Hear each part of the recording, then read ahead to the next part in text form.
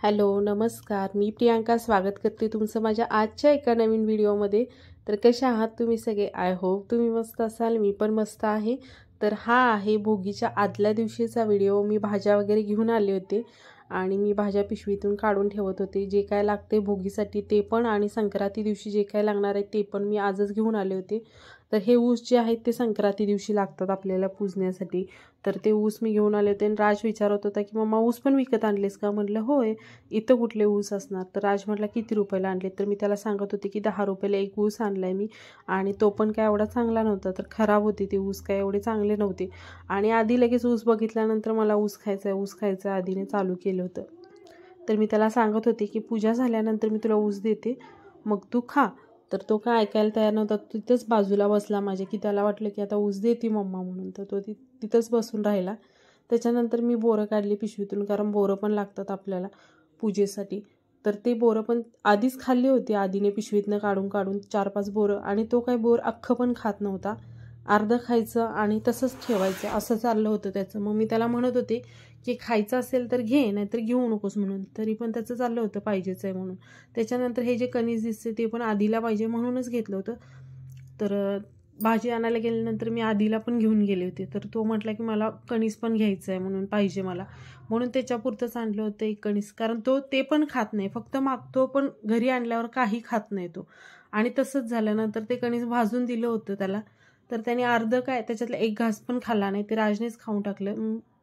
तर असा करतो दरवेळेस आधी। त्याच्यानंतर ही जी बोळकी दिसत आहेत आपली सुगड, तर ते पण घेऊन आले होते मी, कारण आपल्याला पूजेसाठी सुगड तर लागतेच, त्यामुळे मी त्याच दिवशी, आणि मला लाल मातीचे जे लाल असतात लाल कलरचे ते हवे होते, पण ते काय मला मिळाले नाहीत, हे काळे होते। मग म्हटलं ठीक आहे आता जाऊ देत, म्हणून मी तेच घेतले। त्याच्यानंतर ही जी भाजी आहे ती मी सगळी काढली आदल्या दिवशी। त्याच्या आधीच 2 दिवस मी बाकीच्या भाज्या पण घेऊन आले होते, सगळ्या भाज्या होते शिल्लक, पण थोड्याफार मी लागतात कांद्याची पात वगैरे जी असते ती आज घेऊन आले होते। आणि वाटाणा चांगला वाटला म्हणून वाटाण्याच्या शेंगा पण थोड्याशा घेऊन आले। तर इथं वाटाणा आणि पावटा मिक्स झाला होता, तर तो मी बाजूला सेपरेट करून ठेवत होते।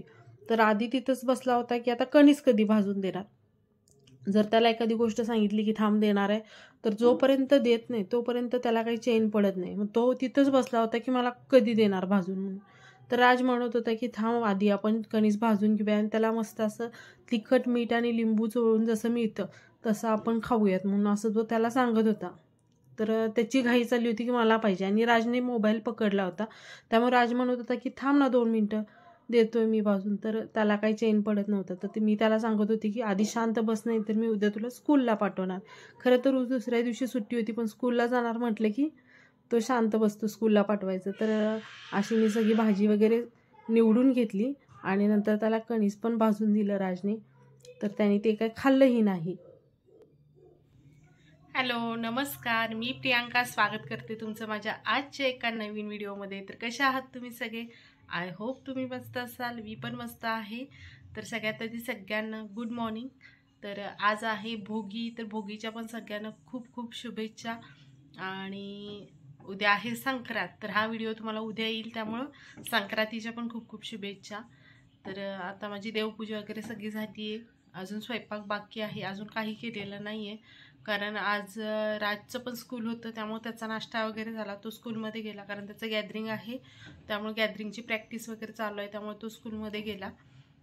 तर आता मी तुम्हाला माझी देवपूजा दाखवते, आणि त्याच्यानंतर मी माझा स्वयंपाक वगैरे करते। तर आज तुमच्यासोबत मी शेअर करेन की मी भोगीची भाजी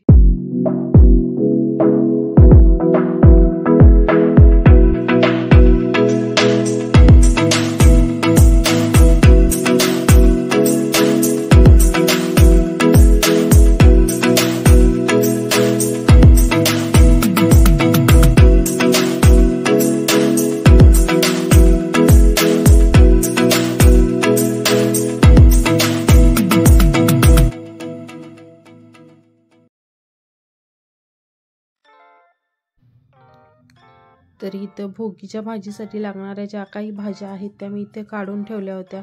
एकामध्ये ज्या काय आहेत पालेभाज्या वगैरे ठेवल्या होत्या, फळभाज्या, त्याच्यानंतर एका वाटीत शेंगदाणे पण ठेवले होते, आणि त्याच्यानंतर मसाला पण काढून ठेवला होता बाजूला जो काय लागणार आहे तो।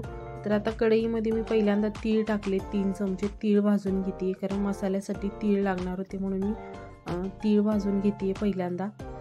तर भोगीच्या भाजीमध्ये मी जास्त काही मसाला वापरत नाही. आजच्या दिवशी तिळाला खूप महत्त्व असतं, तिळाचा म्हणजे जास्त असतो.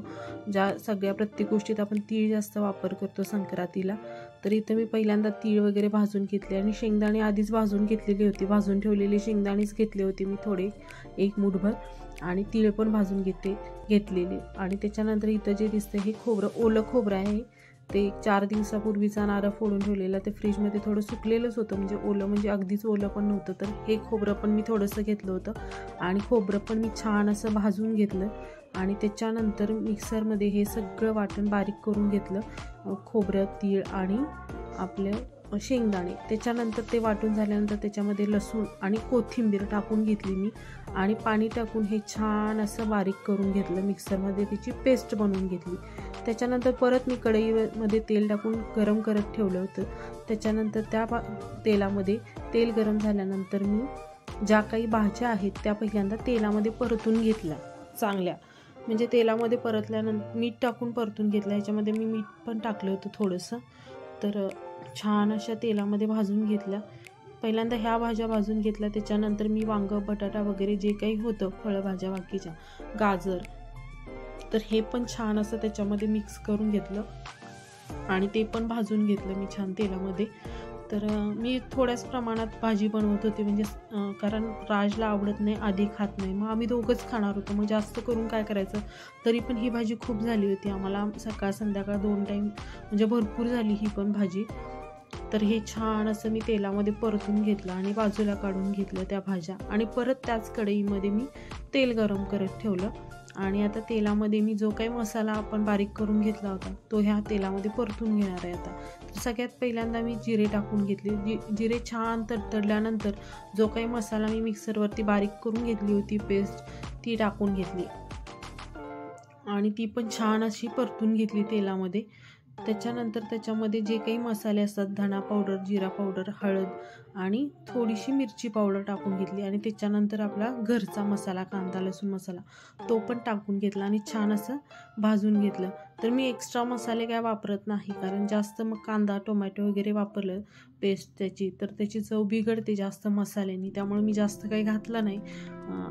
एवढा बेसिक मसाले जे काही थोडेफार असतात तेच तेवढे टाकून घेतले. ते छान भाजल्यानंतर ज्या काही त्या भाज्या मी तेलामध्ये परतून घेतल्या होत्या त्या पण टाकून घेतल्या आणि छान अशा मिक्स करून घेतल्या त्या मसाल्यामध्ये. आणि इकडे मी बाजूलाच गॅसवरती गरम पाणी करत ठेवलं होतं, कारण भाजीमध्ये कधीही गार पाणी टाकायचं नाही, त्याची चव बिघडते. तर मी इकडे बाजूलाच गरम पाणी करत ठेवलं होतं. आता मी शेंगदाणे टाकून घेतले. हे शेंगदाणे पण मी सकाळी लवकर भिजत ठेवले होते, कारण भिजले की लवकर शिजतात शेंगदाणे, म्हणून मी भिजत घातले होते शेंगदाणे. तर ते पण मी नंतर टाकून घेतले आणि इकडे गरम पाणी करत ठेवलं होतं, ते गरम पाणी मी टाकून घेतलं. म्हणजे आपल्याला जेवढी आमटी हवी आहे, पातळ किंवा घट्ट, जेवढं आपल्याला पाहिजे तेवढं पाणी टाकून घ्यायचं. तर आम्ही 2-3 खाणार होतो, त्या हिशोबाने मी टाकून घेतली. आता मी जेवढं टाकून घेतले आणि थोड्या वेळाने मी थोडं टाकलं होतं, पण ते व्हिडिओमध्ये घेता आलं नाही मला. थोडंसं परत पण मी टाकलं होतं, कारण भाज्या शिजल्यानंतर परत पाणी कमी पडतं, त्यामुळे मी थोडं परत आणि टाकलं होतं. आणि इथं चवीपुरतं मीठ टाकून घेतलं, कारण भाज्या जेव्हा शिजायला भाजून घेत होते मी तेलामध्ये, तेव्हा पण मी थोडंसं मीठ टाकलं होतं. त्याच्या अंदाजानुसार मी परत थोडंसं मीठ टाकून घेतलं. एकीकडे भाजी आता शिजत ठेवली एका गॅसवर आणि दुसरीकडे मी पटकन भाकरी पण बनवून घेतल्या, कारण म्हटलं की इकडे भाजी शिजते तोपर्यंत तिकडे भाकरी पण तयार होईल, म्हणून मी पटकन इकडं एक साईडला भाकरी पण बनवून घेतल्या. तर भाकरीवरती असे मी तीळ वगैरे टाकून घेतले. आणि राजला तर भाकरी ही आवडलीच नाही, राज नाहीच म्हटला मी खाणार. राजने खाल्लीच नाही, आधीने पण भाकरी खाल्ली नाही, त्यांना चपातीच पाहिजे होती. तर आम्ही दोघांनीच फक्त भाकरी खाल्ली. तर इथं मी 4 भाकरी केल्या होत्या तरी पण शेवटी त्यांनी खाल्ल्याच नाही, आम्ही दोघांनीच फक्त खाल्ली भाकरी. तर इथे भाकऱ्या आता माझ्या बनवून एक गॅसवर होती तव्यावरती आणि इकडे मी दुसरी थापून घेत होते. तर आधी तिथंच होता आणि आधीला वाटत होतं की हे पीठ काहीतरी वेगळं आहे कशाचं तरी, आणि तो खेळायला तिथं पण पीठ दे म्हणून मागं लागला होता. तर त्याला मी सांगत होते की हे खेळण्यासाठी नाही आहे, तर तो काय ऐकायला तयार नव्हता. मग मी त्याला थोडंसं पीठ दिलं त्याच्यातलं आणि मग तो बाजूला झाला. तर तो तिथंच थांबला होता, नाहीतर मला दे मला दे, मला पण करायचं आहे, मला पण बघायचं आहे. त्याच्यानंतर मी पटकन भाकरी वगैरे भाजून घेतली आणि पटकन नैवेद्य पण काढून ठेवला. तर आधीला पण घाई झाली होती की मला कधी मिळणार, कधी देणार, पण त्यांनी शेवटी काय खाल्लीच नाही भाकरी. पण पाहिजे करूपर्यंत त्याला घाई झाली होती की मला पाहिजे, आणि केल्यानंतर काय त्यांनी खाल्लीच नाही. त्यांनी भात खाल्ला फक्त. आणि इकडे छान भाजी पण शिजली होती, इकडे भाकरी होती तोपर्यंत भाजी पण छान अशी शिजली होती. तर मी पटकन नैवेद्य वगैरे काढून घेतला, देवाला नैवेद्य वगैरे दाखवला. तर वरून मी थोडेसे तीळ टाकून घेतले आणि त्याच्यानंतर छान अशी, कारण आज तिळाला जास्त महत्त्व असतं आजच्या दिवशी, तर मस्त अशी कोथिंबीर पण टाकून घेतली. आणि एवढा छान असा वास येत होता ना भाजीचा, मस्त वाटत होतं. कारण ह्या दिवशीच्या त्या भाजीला जी टेस्ट असते ती इतर दिवशी केल्यानंतर एवढी टेस्टी लागत नाही, पण आजच्या दिवशी केलेली भोगीची भाजी खूप छान लागते आणि मला पण खूप आवडते. तर इथे मी ताट वगैरे तयार करून ठेवलं आहे. तर कशी वाटली तुम्हाला आजची माझी रेसिपी भोगीच्या भाजीची हे कमेंटमध्ये नक्की सांगा. आणि आजचा व्हिडिओ आवडला असेल तर प्लीज व्हिडिओला लाईक करा, शेअर करा आणि चॅनलला सबस्क्राईब करायला विसरू नका.